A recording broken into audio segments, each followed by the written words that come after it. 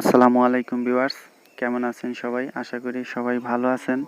তো আজকে আমি আপনাদেরকে ইমোর খুব গুরুত্বপূর্ণ একটি সেটিংস দেখাবো। সেটা হলো আপনার ইমো অ্যাকাউন্টটি হ্যাক হয়েছে কিনা সেটা আপনি কিভাবে বুঝবেন, এবং লুকিয়ে লুকিয়ে যদি আপনার ইমো অ্যাকাউন্টটি অন্য কেউ ব্যবহার করে থাকে তো সেখান থেকে আপনার ইমো অ্যাকাউন্টটি আপনি কিভাবে ফিরিয়ে আনবেন। বর্তমানে মোবাইল ফোন ব্যবহার করে কিন্তু ইমো ব্যবহার করে না এরকম লোক নেই বললেই চলে। কিন্তু বিভিন্ন সময় বিভিন্ন কারণে আমাদের ইমো অ্যাকাউন্টটি হ্যাক হয়ে থাকতে পারে। তো আমাদের ইমো অ্যাকাউন্টটি যদি হ্যাক হয়ে থাকে তো সেটা আমি কিভাবে বুঝবো, তো সেটাই আমি আপনাদেরকে আজকে দেখিয়ে দেব। তো ইমোর এই সেটিংসটি দেখার জন্য প্রথমেই আপনাকে আপনার ফোনের ইমোর মধ্যে প্রবেশ করতে হবে।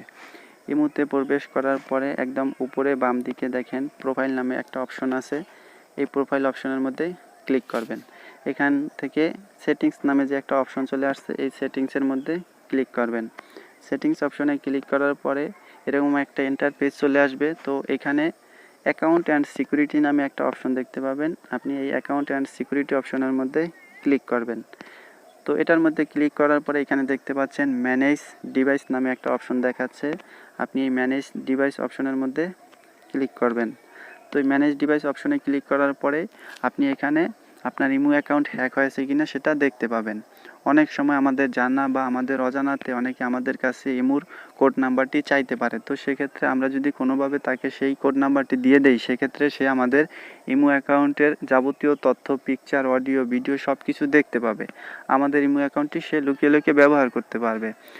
তো এইখানে দেখতে পাচ্ছেন রেডমি 5 প্লাস শাওমি নামে একটা ডিভাইস দেখাচ্ছে। এটা আমার ডিভাইস। বর্তমানে এই ডিভাইসেই আমি আমার এই ইমো অ্যাকাউন্টটি ব্যবহার করতেছি। তো আপনি আপনার ফোনের ইমো অ্যাকাউন্টটি যদি অন্য কেউ ব্যবহার করে থাকে সেটা আপনি বুঝবেন এখান থেকেই। যদি অন্য কোনো ডিভাইসে অন্য কোনো ব্যক্তি আপনার ইমো অ্যাকাউন্টটি ব্যবহার করে থাকে তো সেক্ষেত্রে আপনি এখানে ওই ডিভাইসের নামগুলো দেখতে পাবেন।